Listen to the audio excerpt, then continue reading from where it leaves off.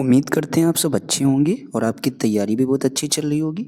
आज आपके लिए फिर से बहुत ही महत्वपूर्ण क्लास होने वाली है। डीएलएड फोर्थ सेमेस्टर में जो भी छात्र हैं उन लोगों के लिए आज इतनी महत्वपूर्ण क्लास होने वाली है। अगर आपने आज की क्लास को लास्ट तक देख लिया तो आप अपने हिंदी के विषय में आसानी से 5 नंबर प्राप्त कर सकते हैं। अगर आपने इतने ही ऑब्जेक्टिव को अच्छे से पढ़ लिया तो आपका एक भी ऑब्जेक्टिव गलत नहीं होगा। जो आपके पेपर में 5 ऑब्जेक्टिव पूछे जाते हैं वो पाँचों ऑब्जेक्टिव आपको यहीं से देखने को मिलेंगे।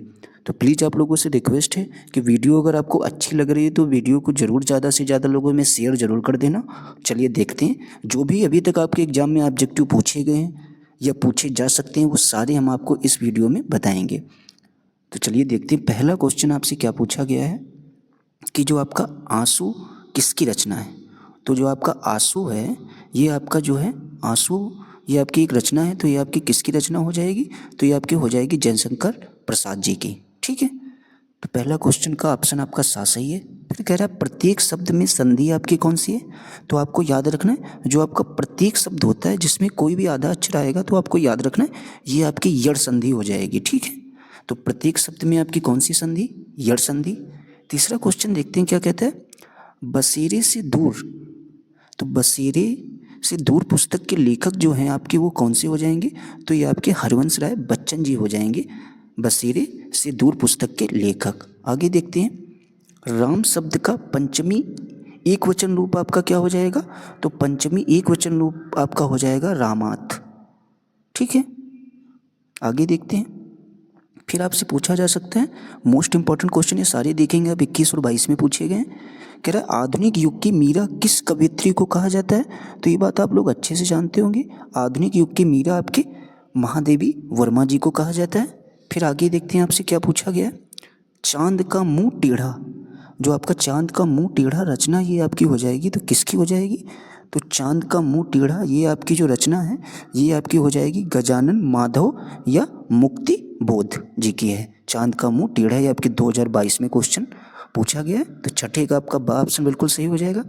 फिर आप 7 नंबर आपसे क्वेश्चन पूछ सकता है कि सा और सा व्यंजन ये आपके किस प्रकार के व्यंजन हो जाएंगे? तो ये आपके उष्म व्यंजन हो जाएंगे। फिर आपसे पूछ सकता है सवा का अर्थ क्या है? तो जो आपका सवा का अर्थ हो जाएगा ये आपका हो जाएगा, याद रखना है इसका जवाब, ये आपका हो जाएगा कल आने वाला। ये किसका अर्थ हो जाएगा? आपका सवा का अर्थ है। इसके बाद देखते हैं अब्ज शब्द का अर्थ क्या है? तो अब्ज शब्द का अर्थ आपका हो जाएगा कौन सा हो जाएगा? शंख, कपूर, कमल, उपयुक्त सभी आपके अब्ज शब्द के अर्थ हैं। फिर आपसे पूछ सकता है कलम का सिपाही नामक कृति के लेखक आपके कौन से हैं? तो आपको याद रखना है कलम का सिपाही नामक कृति के लेखक आपके अमृत राय जी हो जाएंगे। ठीक है, तो आपका 10 का राइट जवाब कौन सा हो जाएगा? आ बिल्कुल सही हो जाएगा। आगे देखते हैं 11 नंबर क्वेश्चन आपसे क्या पूछा गया है।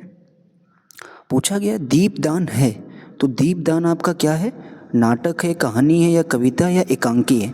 तो आपको याद रखना है जो आपका दीपदान है ये आपका एकांकी है। फिर आपसे पूछा जा सकता है भारत दुर्दशा नामक एकांकी के रचनाकार आपके कौन है? तो जो भारत दुर्दशा नामक एकांकी के रचनाकार आपके हो जाएंगे भारतेंदु हरिश्चंद्र जी। फिर आपसे पूछा जा सकता है हिंदी नवजीवन का संपादन किया था, तो हिंदी नवजीवन का संपादन आपका किसने किया था? तो आपको याद रखना है इसका जवाब हरिभाऊ उपाध्याय जी ने। कौन किसने किया था हिंदी नवजीवन का संपादन? हरिभाऊ उपाध्याय जी ने। आगे देखते हैं 14 नंबर क्वेश्चन आपसे क्या पूछता है। कह रहा है अर्धनारीश्वर नामक निबंध के रचनाकार कौन है? तो अर्धनारीश्वर नामक निबंध के रचनाकार आपके रामधारी सिंह दिनकर जी हो जाएंगे। ठीक है, फिर आपसे कह रहा है कामायनी पुस्तक जो है ये कामायनी क्या है? एक नाटक है या कविता है या निबंध है या महाकाव्य है? तो कामायनी आपका क्या हो जाएगा? इसमें आपको याद रखना है कामायनी जो आपका एक है ये महाकाव्य है। ठीक है, ये भी आपके लिए इंपॉर्टेंट क्वेश्चन है। आगे देखते हैं, कह रहा है शुक्ल युग के उपन्यासकार का नाम क्या है? तो शुक्ल युग के उपन्यासकार का नाम हो जाएगा आपका मुंशी प्रेमचंद जी। ठीक है, फिर आपसे पूछा जा सकता है मुंशी प्रेमचंद के उपन्यास का नाम है, तो मुंशी प्रेमचंद के जो उपन्यास का नाम हो जाएगा तो इनमें से कौन सा हो जाएगा? तो आपको याद रखना है उनका जो उपन्यास कर्मभूमि भी है, गोधान भी है, निर्मला भी है, तो यानी उपयुक्त सभी। ठीक है, आगे देखते हैं छायावादी युग के नाटककार आपके कौन से हैं। तो छायावादी युग के जो आपके नाटककार हो जाएंगे ये आपके जयशंकर प्रसाद भी हैं और डॉक्टर राम कुमार वर्मा, यानी दोनों लोग हैं। तो इसका ऑप्शन सा बिल्कुल, आ एवं बा दोनों। फिर आपसे पूछ सकता है गेहूं बनाम गुलाब निबंध के लेखक कौन है। तो इसके जो आपके लेखक हो जाएंगे वो आपके हो जाएंगे रामवृक्ष बेनीपुरी। ठीक है। फिर आपसे पूछ सकते हैं बीजक नामक ग्रंथ के रचयिता कौन है। तो बीजक नामक जो ग्रंथ के आपके रचयिता हो जाएंगे तो वो आपके हो जाएंगे कौन, संत कबीर जी आपके। ठीक है। तो आपको याद रखना है बीजक नामक ग्रंथ के रचयिता कौन है, कबीर। आगे देखते हैं क्वेश्चन नंबर 21 आपसे क्या कहता है। तुलसीदास जी का जन्म हुआ था। तो तुलसीदास जी का जन्म आपका कब हुआ था। तो याद रखना है 1554 ईस्वी में। कब हुआ था, 1554 ईस्वी में। फिर आपसे पूछ सकते हैं बिहारी जी सर्वश्रेष्ठ कवि थे, यानी जो आपके बिहारी जी थे ये किस धारा के या किस काल के सर्वश्रेष्ठ कवि थे। तो आपको याद रखना है इसका जवाब आपका हो जाएगा रीतिकाल। अगर आपसे पूछा जाए रीतिकाल के सर्वश्रेष्ठ कवि आपके कौन थे, तो बिहारी जी। ठीक है। आगे देखते हैं 23 नंबर क्वेश्चन आपसे क्या पूछता है। जयशंकर प्रसाद जी का स्वर्गवास कब हुआ था। तो जयशंकर प्रसाद जी का जो आपका स्वर्गवास हुआ था वो 1937 में हुआ था। परिमल काव्य के रचयिता कौन है। तो परिमल काव्य के रचयिता आपके हो जाएंगे सूर्यकांत त्रिपाठी निराला जी। ये इंपॉर्टेंट क्वेश्चन है। खूब लड़ी मर्दानी वा तो झांसी वाली रानी थी के रचयिता कौन हो जाएंगे। तो आपको याद रखना है इसके जो रचयिता हैं वो आपके सुभद्रा कुमारी चौहान जी हैं। ठीक है। कौन है, सुभद्रा कुमारी चौहान जी। आगे देखते हैं पंचपात्र के लेखक कौन है। तो पंचपात्र के लेखक आपके हो जाएंगे श्री पद्मलाल पुन्नालाल बख्शी जी। ठीक है। तो आपका 26 का राइट जवाब आ बिल्कुल सही हो जाएगा। पंचपात्र के लेखक श्री पद्मलाल पुन्नालाल बख्शी जी। आगे देखते हैं 27 नंबर क्वेश्चन आपसे क्या पूछ रहा है। कह रहा है हिंदी जगजीवन का संपादन किया था। तो हिंदी जगजीवन का संपादन आपके किसने किया था, हरिभाऊ उपाध्याय जी ने। फिर आपसे पूछ सकता है वनमाला व आनंदमयी के रचयिता कौन है। तो वनमाला व आनंदमयी के रचयिता आपके कौन हो जाएंगे। तो आपको याद रखना है डॉक्टर नगेंद्र जी। ठीक है। फिर आपसे पूछ सकता है वीणा काव्य रचना के रचयिता कौन है। तो वीणा काव्य रचना के रचयिता आपके कौन हो जाएंगे। तो आपको याद रखना है सुमित्रानंदन पंत जी। ठीक है। ये भी आपके लिए इंपॉर्टेंट है। आगे देखते हैं 30 नंबर क्वेश्चन आपसे क्या पूछ रहा है उसको भी समझते हैं। कह रहा है राम नरेश त्रिपाठी का जन्म हुआ था। तो राम नरेश त्रिपाठी का जन्म आपका हुआ था 1889 में। ठीक है। तो 1889 में। फिर आपसे पूछ रहा है काशी में नागरी प्रचारणी सभा की स्थापना की थी। तो जो आपके काशी में है, अगर आपसे पूछा जाए नागरी प्रचारणी सभा की स्थापना किसने की थी, ये भी आपके लिए इंपॉर्टेंट क्वेश्चन है। तो आपको याद रखना है श्याम सुंदर दास जी ने। किसने की थी, श्याम सुंदर दास ने जो है नागरी प्रचारणी की सभा काशी में की थी। तो आपका 31 का साथ सही हो जाएगा। फिर आपसे पूछ रहा है उपेंद्र में संधि आपकी कौन सी है। तो याद रखना है उपेंद्र में जो आपकी संधि हो जाएगी वो आपकी गुण संधि हो जाएगी। ठीक है। कौन सी संधि उपेंद्र में, गुण संधि। फिर आपसे पूछ रहा है यद्यप में संधि कौन है। तो यद्यप में आपकी कौन सी संधि हो जाएगी। तो यद्यप में आपकी कौन सी, ये यड़ संधि। हमने अभी आपसे ऊपर भी बताया था जिसमें कोई भी आधा अक्षर आ रहा है तो लगभग वहाँ पर यड़ संधि आपकी 100% आपका वही आंसर होता है। फिर आपसे पूछ रहा है पावक में संधि आपकी कौन सी हो जाएगी। तो पावक में जो आपकी संधि हो जाएगी वो हो जाएगी इनमें से अयाधि संधि। ठीक है। पावक में आपकी कौन सी संधि है, अयाधि संधि। देखते हैं हम लोग 35 नंबर क्वेश्चन आपसे क्या कहता है। आपसे पूछ सकता है कि गंगा में संधि है। तो गंगा में जो आपकी संधि हो जाएगी वो आपकी हो जाएगी अनुसार संधि। कौन सी संधि, अनुसार संधि। फिर आपसे पूछ सकता है छात्रप्य में संधि कौन है। तो छात्रप्य में जो आपकी संधि हो जाएगी वो आपको याद रखना है, इसमें आपकी सुलोप संधि। कौन सी संधि, सुलोप संधि। भ्रातृ, तो भ्रातृ में आपका कौन सा समास हो जाएगा। तो भ्रातृ में आपका समास हो जाएगा एक शेष द्वंद्व समास। ठीक है। भ्रातृ में समास है एक शेष द्वंद्व समास। आगे देखते हैं। फिर आपसे पूछ सकता है बहुव्रीहि समास के वेद होते हैं। तो बहुव्रीहि समास के आपके वेद कितने होते हैं, 2। ये आपको याद रखना है। बहुव्रीहि समास के वेद कितने होते हैं, 2। फिर आपसे पूछ सकता है विद्याधनम में समास कौन है। तो विद्याधनम में जो आपका समास हो जाएगा वो कौन सा हो जाएगा। इसका जवाब आपका राइट हो जाएगा, विद्याधनम में आपका समास हो जाएगा रूपक कर्मधारय समास हो जाएगा। ठीक है। फिर कह रहा है तत्पुरुष समास के भेद होते हैं। तो ये बात आपको अच्छे से पता होगी। तत्पुरुष समास के आपके 6 भेद होते हैं। फिर कह रहा है दशानन यस सा समास विग्रह के बाद शब्द होगा तो आपको याद रखना है इसका जवाब वो हो जाएगा आपका दशानन। फिर आपसे कह रहा है बालक में चतुर्थी विभक्ति में प्रथम वचन में रूप होगा तो प्रथम वचन में आपका रूप कौन सा हो जाएगा, बालकाय। ठीक है, आगे देखते हैं 43 नंबर क्वेश्चन आपसे क्या पूछ रहा है, नपुंसक लिंग है तो नपुंसक लिंग आपका कौन सा हो जाएगा, एते। फिर आपसे पूछ रहा है के रूप है तो के रूप आपका किसका हो जाएगा, ये आपका हो जाएगा स्त्रीलिंग। 45 नंबर क्वेश्चन आपसे पूछ रहा है स्र धातु से लट लकार मध्यम पुरुष एक वचन का रूप होगा तो एक वचन आपका जो है हो जाएगा वो हो जाएगा स्रोतसी। ठीक है, आगे देखते हैं, कह रहा अस धातु लड लकार के उत्तम पुरुष में द्विवचन का रूप हो जाएगा तो द्विवचन का जो आपका रूप हो जाएगा वो हो जाएगा अस्ता। ठीक है, फिर कह रहा है दृश धातु का लट लकार उत्तम पुरुष का द्विवचन रूप आपका कौन सा हो जाएगा, तो वो आपका हो जाएगा पस्यावा। ठीक है, 47 का आ बिल्कुल आपका सही हो जाएगा। आगे देखते हैं 48 नंबर क्वेश्चन आपसे क्या पूछ रहा है, लब धातु का लोट लकार के प्रथम पुरुष में बहुवचन रूप क्या होगा, तो बहुवचन रूप आपका हो जाएगा लाभंतम। क्या हो जाएगा, लाभंताम। आगे कह रहा है कारक के मुख्य भेद होते हैं तो कारक के मुख्य भेद आपके कितने होते हैं, तो आपको याद रखना है कारक के मुख्य भेद आपके 6 होते हैं।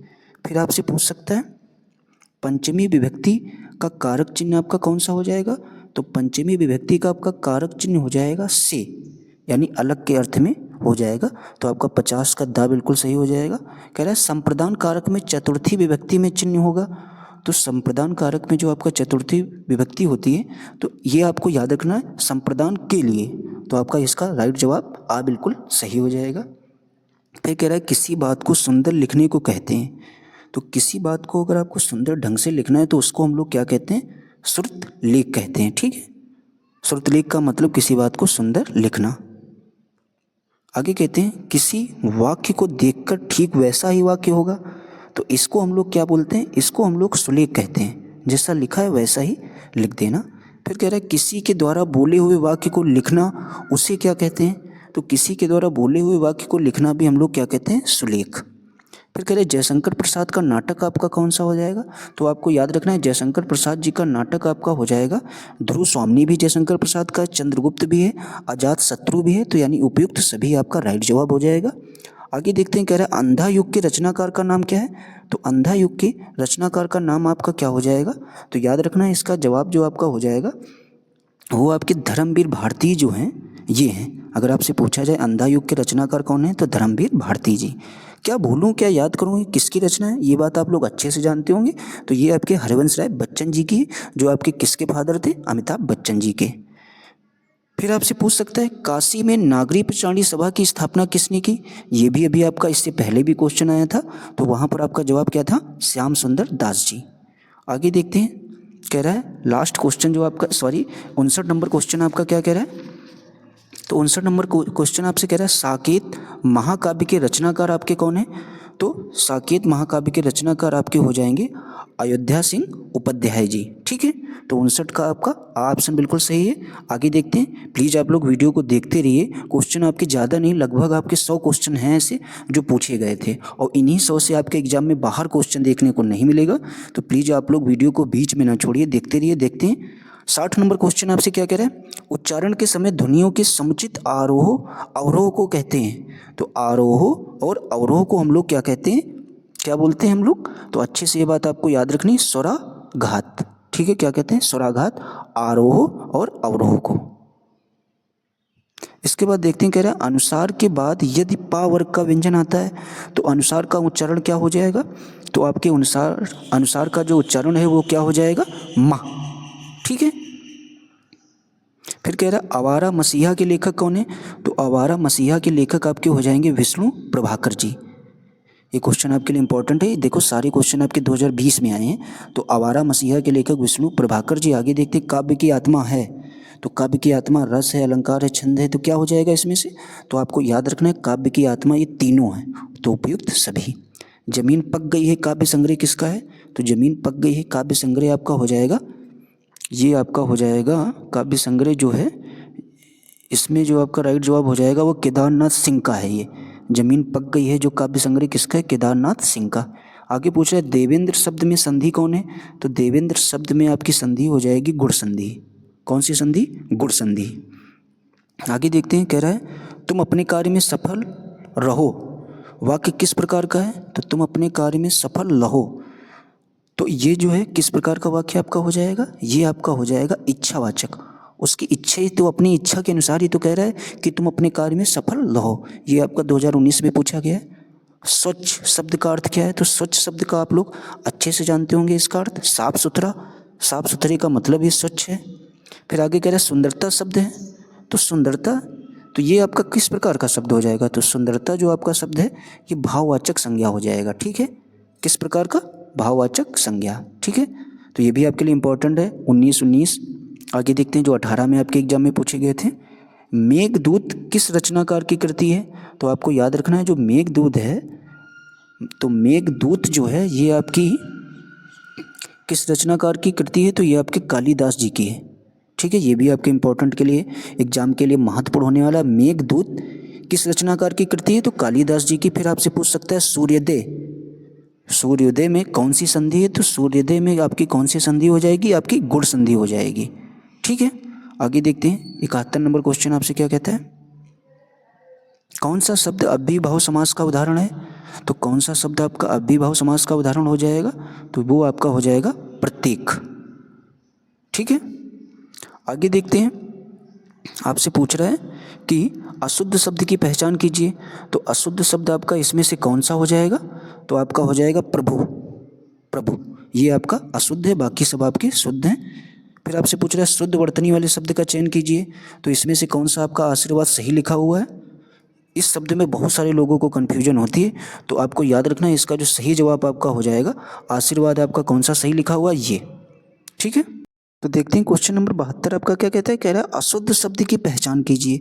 तो आप देखेंगे पहला ही प्रभु, प्रभु आपका इस तरीके से नहीं लिखा जाता है, प्रभु जो है आपका इस तरीके से लिखा आपने देखा होगा, तो यही आपका सही होता है। ठीक है, तो यही आपका जो है अशुद्ध शब्द हो जाएगा। आगे देखते हैं 73 नंबर क्वेश्चन आपसे क्या कह रहा है, कह रहा है शुद्ध वर्तनी वाले शब्द का चयन कीजिए। अगर आप इन चारों शब्दों को अच्छे से देखेंगे तो आपका आशीर्वाद दा वाला बिल्कुल सही से लिखा हुआ है। फिर आपसे कह रहा है प्रत्युपकार शब्द में प्रयुक्त उपसर्गों की संख्या आपकी कितनी हो जाएगी, तो आपके जो इसमें प्रयुक्त उपसर्ग हैं ये आपके हो जाएंगे कितने, 2। फिर आपसे कह रहा है रेखांकित शब्द में प्रयुक्त समास कौन है, तो रेखांकित शब्द में आपका प्रयुक्त समास जो हो जाएगा वो आपका तत्पुरुष समास हो जाएगा। ठीक है, ये सारे क्वेश्चन 18 और 17 में पूछे गए, तो जरूर आप इनको अच्छे से नोट करते चलिए, याद करते हुए चलिए। कह रहा है शताब्दी एक्सप्रेस के समय पर पहुंचने की संभावना है, तो वाक्य किस प्रकार का, संभावना की जहाँ पर बात होगी तो ये आपका क्या होगा, हमेशा संदेहवाचक हो जाएगा। ठीक है, फिर आपसे कह रहा है 77 नंबर क्वेश्चन कह रहा है शुद्ध वर्तनी वाले शब्द का चयन करो। तो शुद्ध वर्तनी यानी उपयुक्त कैसे लिखा जाता है, उपरोक्त सॉरी, तो देखते हैं इसमें जो आपका उपरोक्त सही हो जाएगा वो आपका यही शब्द है सही, उपयुक्त, इस तरीके से कुछ हम लोग लिखते हैं, तो आपका 77 का बा बिल्कुल सही हो जाएगा। कह रहा है पुरस्कार कहानी के लेखक कौन है, तो पुरस्कार कहानी के लेखक आपके जयशंकर प्रसाद जी हो जाएंगे। ठीक है, फिर आपसे कह रहा है सुगम शब्द का विलोम क्या है, तो सुगम शब्द का विलोम जो है आपका ये कौन सा हो जाएगा, ये आपका दुर्गम हो जाएगा, सुगम का विलोम दुर्गम।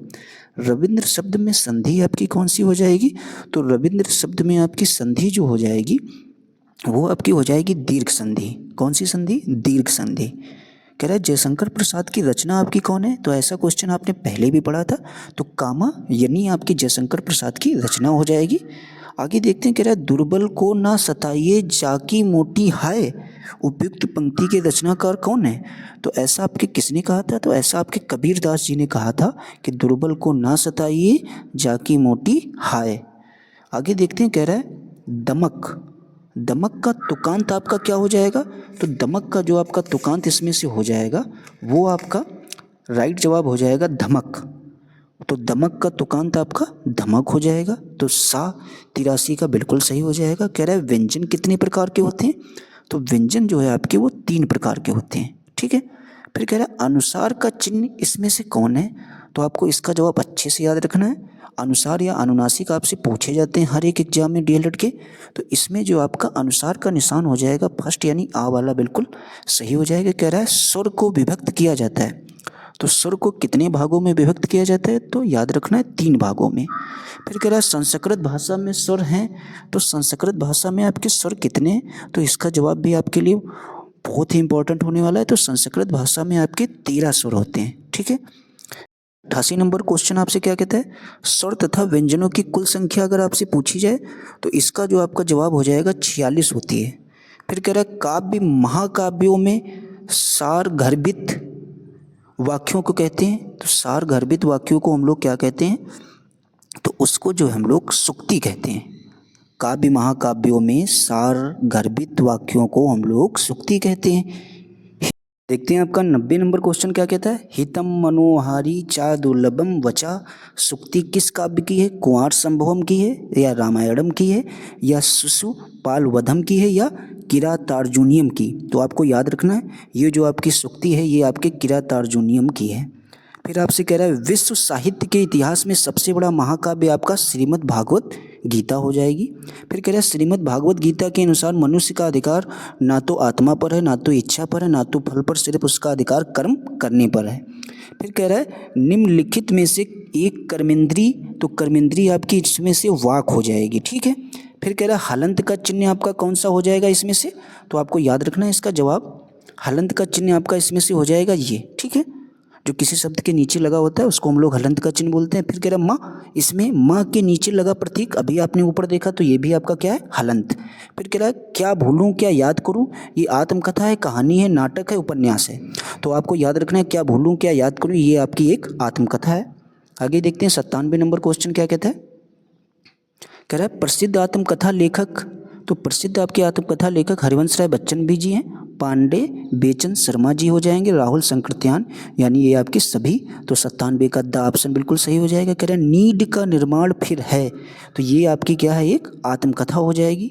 फिर आपसे कह रहा है आकाशदीप के लेखक कौन है, तो आकाशदीप के आपके लेखक जो हो जाएंगे वो आपके जयशंकर प्रसाद जी हो जाएंगे। फिर देखते हैं आपसे क्या पूछा गया है, कह रहा है मधुशाला मधुबाला मधुकलश के रचनाकार, ये भी आपके हरिवंश राय बच्चन जी हो जाएंगे। फिर कह रहा है कनप्रिया के रचनाकार कौन है, तो कनप्रिया के रचनाकार आपके धर्मवीर भारती जी हो जाएंगे, ठीक है। तो ये भी आप समझ गए होंगे। फिर कह रहा है विसर्ग चिन्ह आपका, इन चारों ऑप्शनों को जब आप ढंग से देखेंगे तो विसर्ग का चिन्ह आपका फर्स्ट ऑप्शन ही इसमें से सही हो जाएगा। ये आपका किसका चिन्ह है, विसर्ग का। फिर कह रहा है चिंतामणि के लेखक कौन है, तो चिंतामणि के आपके लेखक कौन हो जाएंगे, ना तो अज्ञेय हैं, ना तो जैनेन्द्र है, ना तो जयशंकर प्रसाद। इसके जो आपके लेखक हैं चिंतामणि के वो आपके रामचंद्र शुक्ल जी हैं। 104 नंबर क्वेश्चन पूछा गया रानी केतकी की कहानी के रचनाकार कौन है, तो ये आपके इंशाअल्लाह खां जी हो जाएंगे। फिर कह रहा है गुनाहों के देवता के लेखक कौन है, तो ये आपके धर्मवीर भारती जी हो जाएंगे, ठीक है। गुनाहों की देवता के लेखक कौन है, आपके धर्मवीर भारती जी। फिर कह रहा है ठेले पर हिमालय के लेखक कौन है, तो ठेले पर हिमालय के लेखक जो हैं आपके वो भी आपके कौन है, धर्मवीर भारती जी हो जाएंगे। फिर आपसे जो आज की क्लास का लास्ट क्वेश्चन है ये रह गया हिंदी गद्य की विद्या है, ये आपकी नाटक भी है, कहानी भी है, उपन्यास भी है, तो यानी उपयुक्त सभी। तो उम्मीद करते हैं आपको ये क्लास पसंद आई होगी। ये जो आपके 107 क्वेश्चन हैं अगर ये आपने ढंग से तैयार कर लिए या 2 से 3 बार इस क्लास को आपने अच्छे से देख लिया तो जो आपके 5 ऑब्जेक्टिव आपके पेपर में आएंगे वो आपके गलत नहीं हो सकते, इस बात की गारंटी ले सकते हैं। हो सकता है एक आपके इससे बाहर आ जाए, वरना आपको 4 से 5 आपको यहीं से देखने को मिलेंगे। तो प्लीज़ अगर आपको हमारी वीडियो पसंद आई हो तो वीडियो को ज़्यादा से ज़्यादा लोगों में शेयर ज़रूर कर देना, जो भी आपके दोस्त वगैरह हैं। और लास्ट में अगर आपको हमारा कंटेंट जिस तरीके से हम ला रहे हैं, प्रोवाइड करा रहे हैं, ये अगर आपको ठीक ठाक लगा हो तो आप प्लीज़ वीडियो को लाइक और सब्सक्राइब भी कर देना। इसी तरीके से अभी हम आपको हैंड रिटन नोट्स के माध्यम से सारे पेपरों का सॉल्यूशन भी प्रोवाइड कराएंगे, बिल्कुल सिंपल भाषा में। Thanks for watching.